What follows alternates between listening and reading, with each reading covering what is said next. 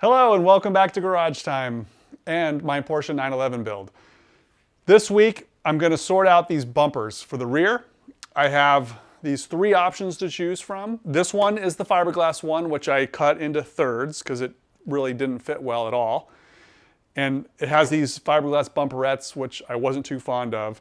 So then I purchased these two. There's a green one and this lighter one. I purchased these two. These are original steel parts and they're in sort of bad shape, but I'm going to fix them both, and whichever one fits best on my car is the one I'm gonna go with. Stay tuned and we will make some decisions and fix these up, get them on the car, and go from there. Garage Time.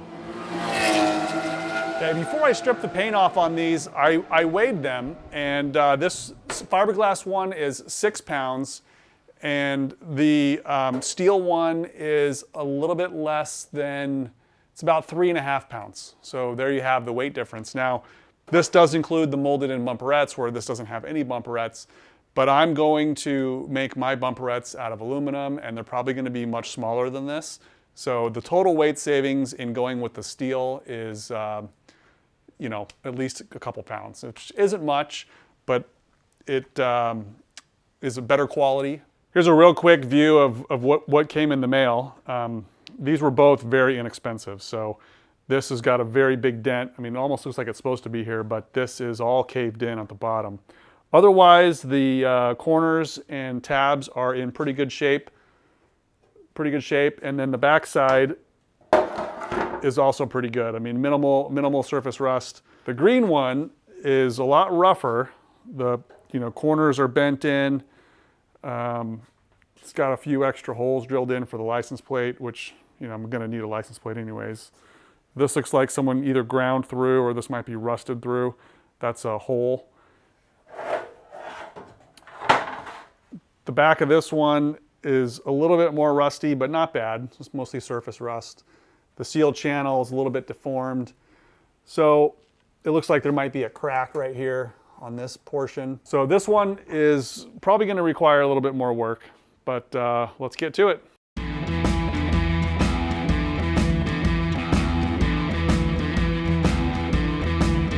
Okay, so the majority of the paint has been taken off these panels, and now it's just time to do some hammer and dolly work and straighten them out. I didn't get every speck of paint off these, but this is good for the first pass. And you can see this is the dent right here. It's got a little crease right there. So this metal is really thin. It should be easy to get out. This piece here is in pretty good shape. This one here has some other damage. So it looks like it's been repaired here before. This is where there's overlapping metal. There is a tab on the back side. So this tab on the back side has caused it to rust on the thin section. So this needs to be fixed. On this side, it's even worse. So you can see there's now a hole here where whoever fixed it before probably either didn't remove all the rust or didn't treat it correctly before they put the panels back together. So I'm considering removing this window from the bottom. So for my car, I want to change the bumperettes a little bit to be a little smaller. So I want the bumperettes to come up like this and then stop right here. So this window isn't needed, and I'm going to come up with a new mechanism for attaching that bumperette. But I want to make the bumperettes a little smaller and maybe a little bit narrower. So I need to repair this section anyways, so it's probably best to cut it all out, make it new, and then weld the back on it again. I thought I would start repairing, or at least welding, on this older one, or this one that's a little bit worse off. And then if I trash this part, then I can always go back to the other better quality one.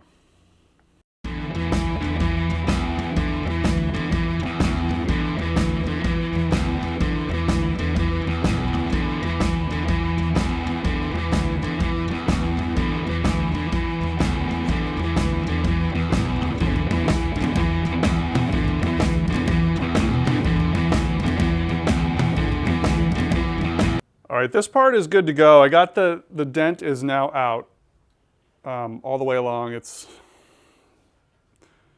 not perfect, but it feels really smooth. It's got the right shape to it. I also like to use, you know, this kind of saw blade trick. So if we lay this on there, you can see it really touches.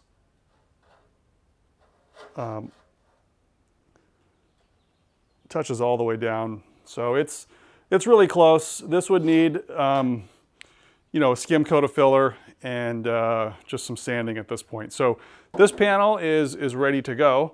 I'm going to set this one aside and start working on this one. All right, I also did a little bit of hammer and dolly to this one too. Just to, before I start welding on it, I just want to make sure that, you know, these flanges are straight and, you know, the edges are the right shape. There's no bends in any of the flat surfaces. So from here, hopefully I just don't screw it up.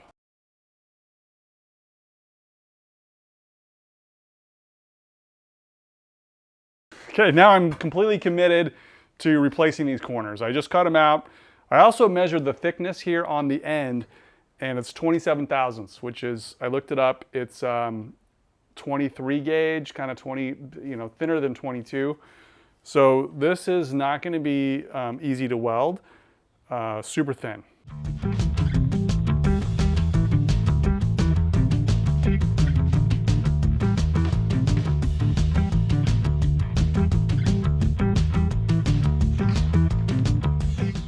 All right, as it turns out, this metal is weldable. I mean, it was tricky. I used 22 gauge metal as the new patch, and this was a little less, almost 24 gauge. But it did weld. I don't know if you can see up close. I had to use more filler than I normally would, so the welds are standing a lot taller than they would if I was to fusion weld or not even use as much filler. But you know, this is going to be okay. I just have to grind it down, take a little more time dressing the welds down. But it's on there, and that's important. I'm going to flange these over, you know, at the end. This metal is so thin, it's pretty easy just to work it by hand. So I wanted to get this in position and then fold the flanges last to make sure there wasn't any major crinkling or distortion. Also, it's hard to tell because of the way the metal is blue right here, but I continued this ridge line from the end. I tried to continue it all the way there, and I guess you can see a little bit.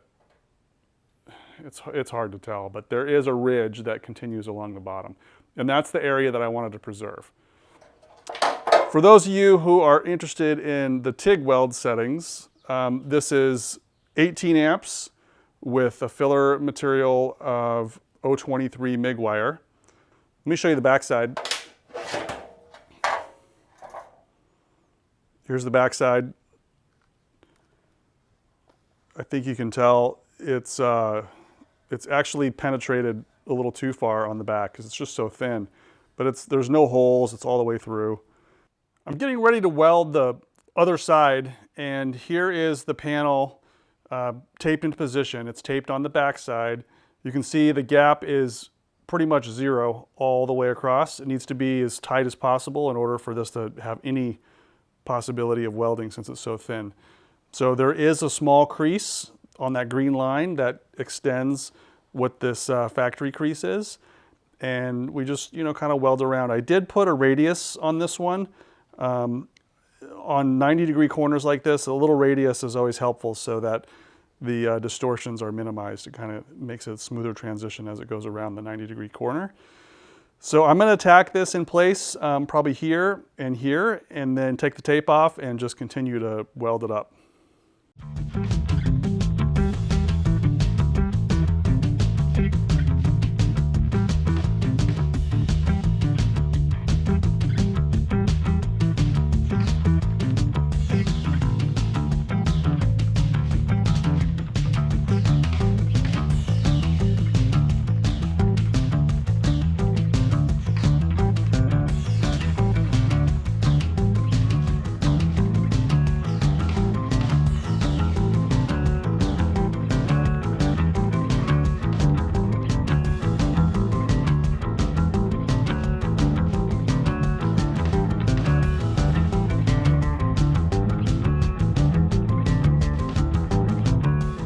All right, this side is finished up, and it went a little easier than the other side. I think it's just because I got the hang of it.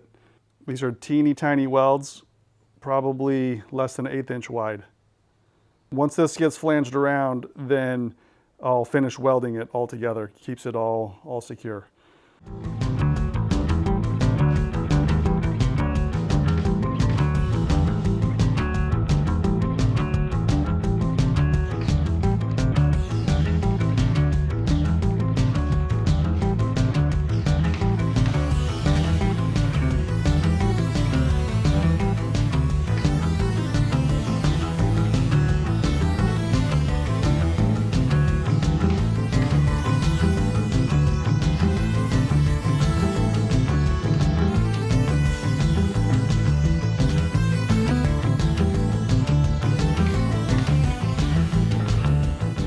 All right, I'm back at the car, and now I'm trying to decide how to attach this license plate panel. So the way it attaches from the factory, the left and right bumpers have some brackets that come up behind here, and there's a tab that holds the license plate panel on.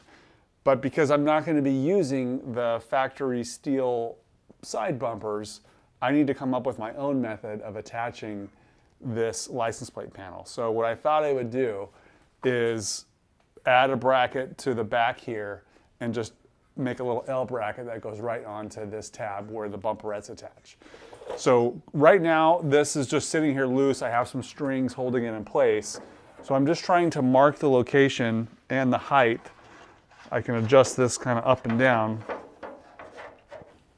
Now I just need to get the approximate angle correct, which is probably right about there, and then add those angle brackets in, which should be pretty easy. I want to leave a little bit of adjustability in the brackets, so I'm going to slot the holes and leave a little room for some spacers in case I need to adjust the height up or down.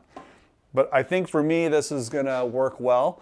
That'll hold the top portion of the panel, and then I'll use the factory holes here on the bottom that will attach to the bumpers. So that should secure this really well. Not quite factory, but definitely good enough for me.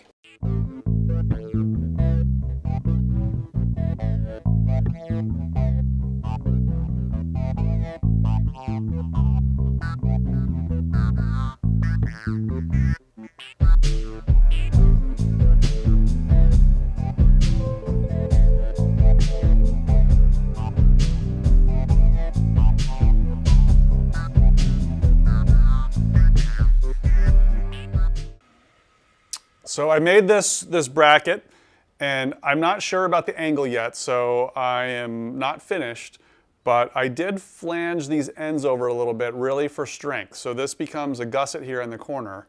I mean, this little thing kind of looks cute, like a seat, but these bolsters on the side are there for strength. So once I get the final angle, I will weld this corner, and that'll make it very stiff but lightweight. So I used a thicker metal here, but here's what I got. I'm gonna try to mount the license plate panel once again on the car.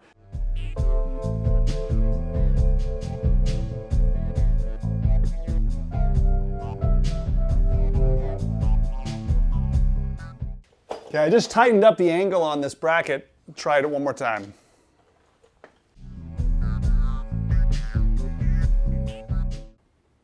All right, so there's the position of the bracket, and it's loose, but you can see that this hole is being eclipsed by the other hole. So I really should have made this part here just a tad longer in this direction.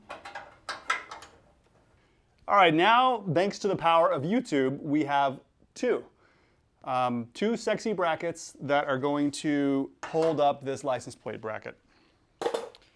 So this is much longer this time,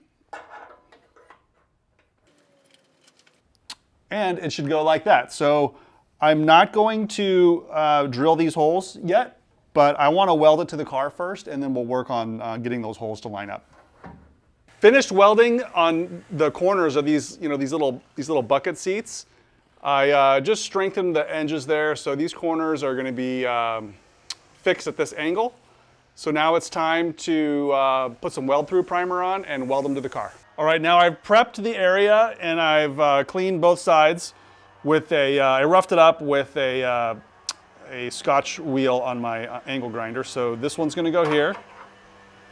And same for this side, roughed up, and here's the little patch. I do have a witness mark on there so I know where to weld these when it's time.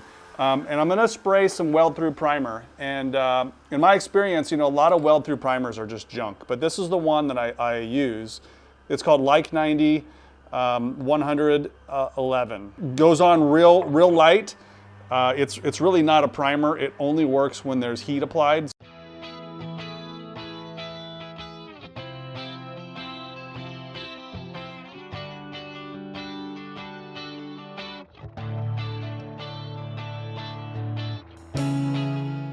Okay, here's the underside of that bracket, and I only hit it with one plug weld because I want to make sure that this is the right position before I fully weld it in. But that's what it looks like on the bottom. And then I also welded this side in kind of the same way. So let's put the license panel back on and make sure everything lines up as planned.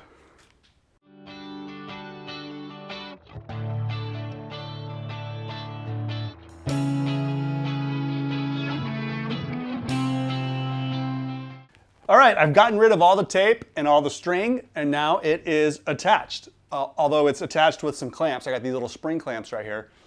But that is holding it on the new tabs and getting it in kind of the rough position. So I think this might work out. I have some wood spacers in here. Let me show you.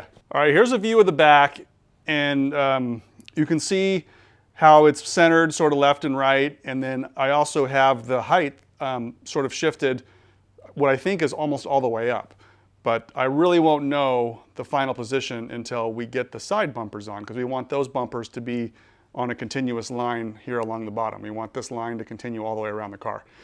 But looking up close at these tabs, you see I just have it clamped in place. It's only held right now on the tab, the new bracket that was put in. So there's a pretty thick piece of wood in here right now. It's probably a 1/4 inch. And I'll make some nicer spacers out of aluminum once it's all said and done. But I wanted that adjustability in height, and then also in this direction I want to slot the holes. So that is looking okay right there. And you can kind of get an idea of the gap as it comes along. Looks okay, but you can see how it's kind of coming together. I like having this factory seal channel right here, as opposed to the fiberglass part didn't have provisions for that. I'm going to mock up the bumper one more time just for a visual, and also just try to get a good idea on how this lines up as one piece. Okay, I've lined the bumper back up roughly. I mean, it's still off here at the front where the flare goes, but it looks okay. And then down below, it looks like it lines up okay. So this part here carries around and lines up with here, and then this part here is flush.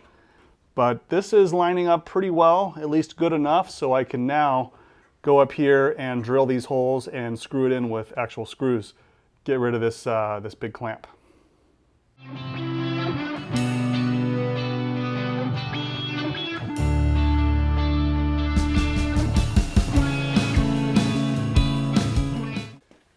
Okay, I got the license plate panel screwed in. I got just one screw here on the left, and then another screw here on the right. Well, the driver's side and the passenger side are both screwed in with one screw. So it's attached, and I'm pretty happy with this kind of hybrid approach. So we have the steel and then the fiberglass. I still have a small rust hole here on the panel to fix. I just kind of ran out of time. I did get some holes fixed on the deck lid, but that's all I have time for today. So I appreciate you following this Porsche 911 build, and please come back again while we make some custom bumperettes. I think we're going to do those on out of aluminum and on the CNC machine, so that might be fun to watch. And then also we're going to be doing the rear flares soon, so we can get these bumpers fit once and for all. So thanks again for watching. Please subscribe to my channel, support me that way. Share it with your friends, and we'll see you next week. Thank you.